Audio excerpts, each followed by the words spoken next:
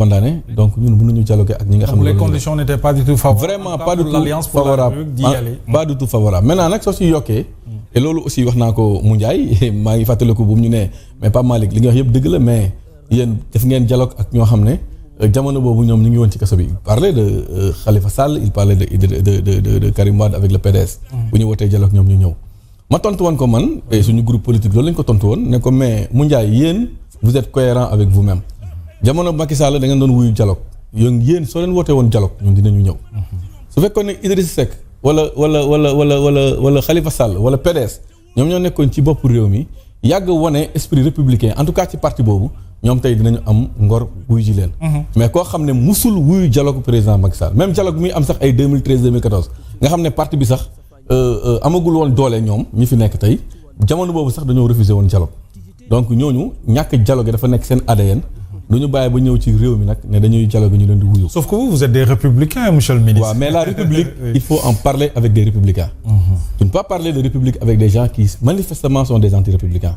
man personnellement tant que dégguma ñoom ñii ñu regretter tout ce qu'ils avaient fait quand ils étaient dans l'opposition moi damay jàpp ne ay bukki yu sangoo dérubé lañ rek. mais seen ADN li fa nekk.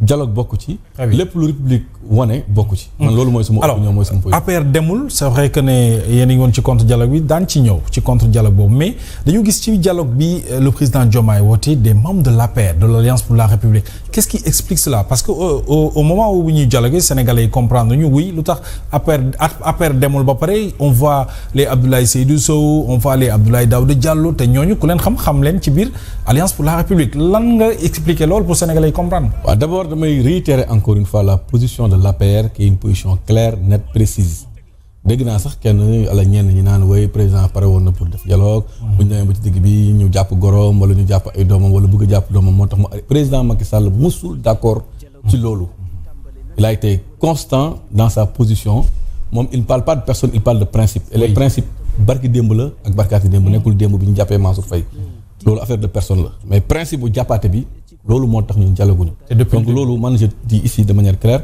qu'il n'a jamais été question avec le président Macky Sall dès lors que TDR est disponible dès lors ñu bëgg wax ci système politique bi nga xam ne jugé wuñ ko pertinent dès lors aussi li fi xew yëpp xew fi ñun très tôt on a rejeté du dialogue maintenant nag ñeen fa teewoon donc damay wax ne teewuñ fa woon APR je pense que ñenn ñi nag ñu ngi buruxloo naan APR mais ñu si bëri dem nañu mais ñoom seen bopp yaakaar naa quitté nañu APR quitté nañu non am na si ñenn il faut nga même expliquer parce que affaire am ñenn waxuma ñëpp nag tey ku mel ni Abdoulaye Diouf Sarr ku mel ni ay ñoom ñëpp dem nañu mais dafa am image yoo xam ne sénégalais yi voilà sénégalais yi dañuy leen di teg mel ni que APR la ñooñu APR la ñu bokkoon mais ñoom dañu jël seen responsabilité génn ñooñu kenn mënu leen tere dara maintenant nag am na ñoo xam ne aussi dañu dem te xam nañu wax nañ ne ñoom représenté wuñu APR je pense que le ministre Abdoulaye Sow Abdoulaye Daouda Diallo ils ont clairement indiqué que ñoom représenté wuñu APR seen bopp la ñu représenté nu ñu représenté seen bopp mooy Abdoulaye Daouda Diallo il pense que en tant que ancien président conseil économique social ñu invité ko ci dialogue bon moom jàpp na ne en tant que républicain war na mën a dem Abdoulaye Sow ñu invité ko moom ci lu mu ñu wax te ñu jàpp ko mooy il a été invité en tant que maire de la ville de Kaffrine donc ñu invité ko mu dem ci turu mairie mais demul ci turu APR loolu il faut que sénégalais yi xam ko et lui-même il l'a dit maintenant nag démarche bi mën nañ ko wax. est-ce que neex naa dissocier loolu. waaw c'est vrai man am na ku mel ni Aïssata Tall Sall aujourd'hui bokkul APR dafa yor organe boppam wala organisation politique boppam mais tout le monde sait que ni ak ni APR ni mu mel ak APR aujourd'hui dafa bëggoon nekk en face ak l'Alliance pour la République moo tax demul ci dialogue boobu. te bu ñu gisee Abdoulaye Seydou Sow ak keneen dafay mel ni. mën nga sax citer exemple. oui Mame Diop. Amadou Mame Diop. il a été invité en tant qu'ancien président. oui Assemblée nationale. oui mën nga tudd aussi ku mel ni Sidiki Kaba.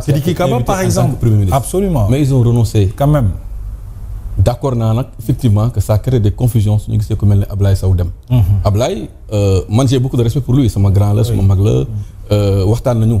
et puis man d'ailleurs je loue son courage quelque part parce que bu mu bëggee dem ñëw na ba su ñun wax ñu contrairement à Abdoulaye Daouda Diallo bi nga xam ne sincèrement man maa ngi ci réunion APR yi ñu ngi ñëw gisatuñ ko ci réunion APR ñëwul gisuñu ko donc man xaw ma si lu mu nekk xaw ma lu tax mu dem mais Abdoulaye Sow bi nga xam ne jot nañu jox argument am man dama bokk ci ñi ko wax de manière claire te dama koy waxaat fii publiquement que d'accord uma ak moom ci argument am parce que xam lu tax wax naa la sànq lu am solo la République il faut en parler avec des républicains man tey Pape Malick j'ai été ministre de la République dem naa nekk ministre dem di fekk ji ay ñooñ yoo xam ne ay Pastef la ñu.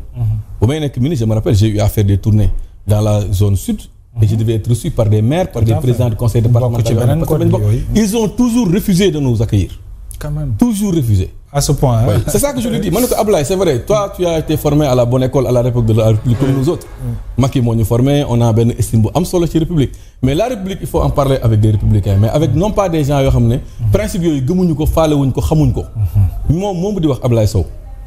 Et je vais même donner l'exemple aussi plus haut encore. Bien vrai que le Premier ministre aussi Amadou Ba, beaucoup de suñu parti am na droit dem. Oui. Mais damay japp né man suma fatali ko ñun bu ñuy nekk fi nekk Premier ministre moom président Amadou Ba bokku nañu dem ñuy inaugurer ay mbir dans la région du Sud. Oui.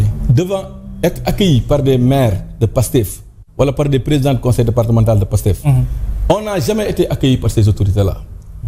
Duñ doon ñëw faale wuñ ñu resuñu. Quand même. Ça daf fi xew démb daf fi nekk parce que démb daf fi nekk.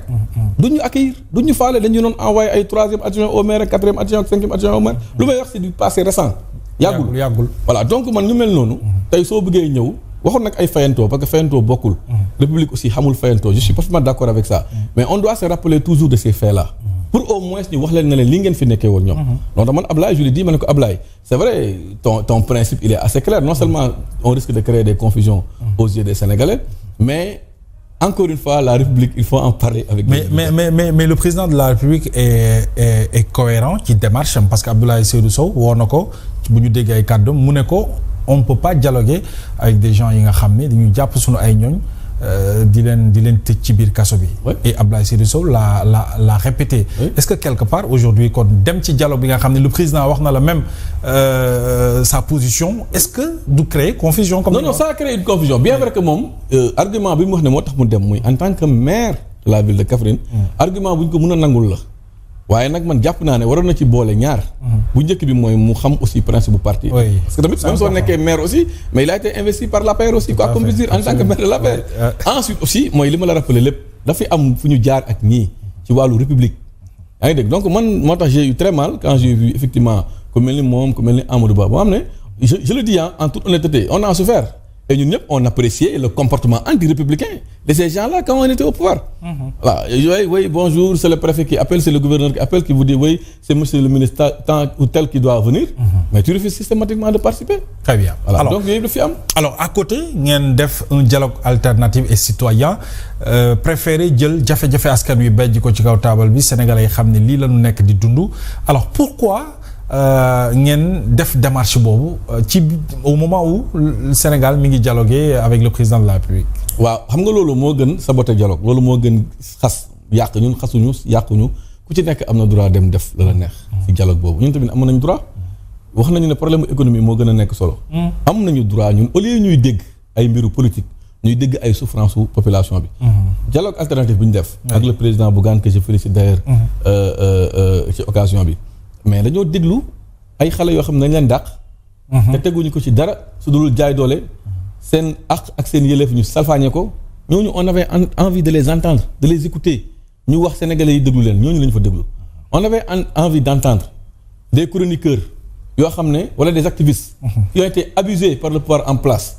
sur des sujets yoo xam ne ñoom dañu d'accordoon ak ñoom ci loolu ku mel ne Karim Gueye Xurum Xarax.